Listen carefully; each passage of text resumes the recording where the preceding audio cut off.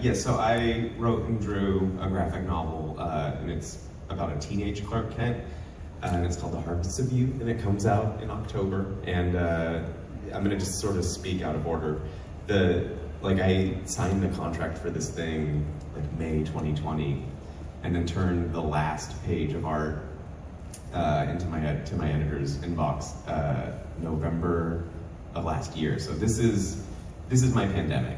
This book is my pandemic, and the reason I bring that up is we're talking about Clark and him representing hope, and this thing kept me alive. Like, to have this project and to have the goal be to make someone feel better reading this book, it just got me through all of that. And so I learned how to love the way Clark does by living in his skin for like 2 years. And this was the original cast sketch. Some of the characters have changed. It's so beautiful.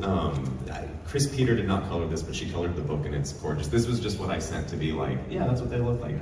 We're using the same things that we showed last year. I'm so bummed out. Are there any other new pages? I don't know. Anyway, it's gorgeous.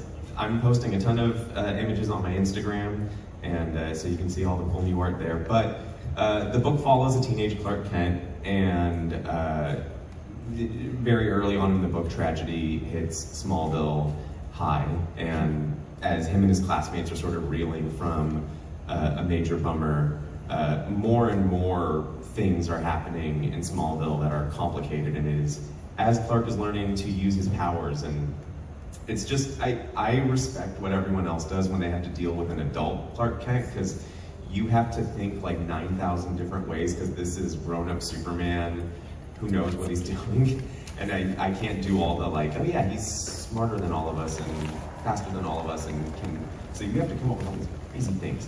I just get to have him as a teenager where he's like a couple steps ahead, and so I'm like, yeah, he probably thinks about as quickly and smartly as a 35-year-old.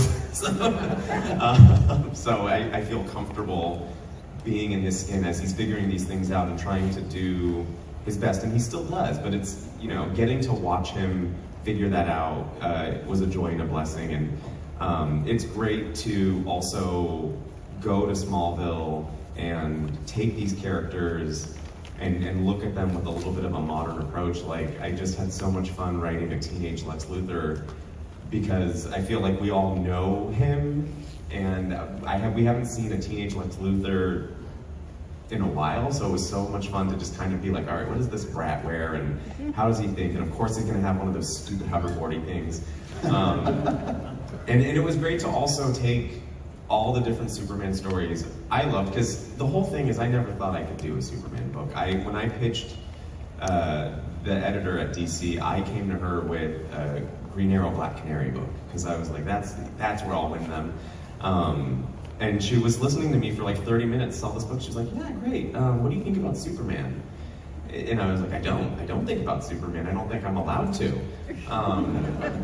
So to have that assignment and to really spend time with these characters and realize, oh my God, I've grown up with them and I live with them, and they've always been around me for years, it was so great to then kind of inject that love back that the characters have been giving me, because I think my Superman books are like All-Star Superman, Superman for All Seasons, Birthright, and they're all these kind of, somewhat standalone, if not, they're standalone books, and so it just was like, oh my God, I got the keys to do that. I got to, so this is my attempt, and in October you'll all order it, and hopefully you'll all like it, but it's me trying my best, and it's all about Clark trying his best.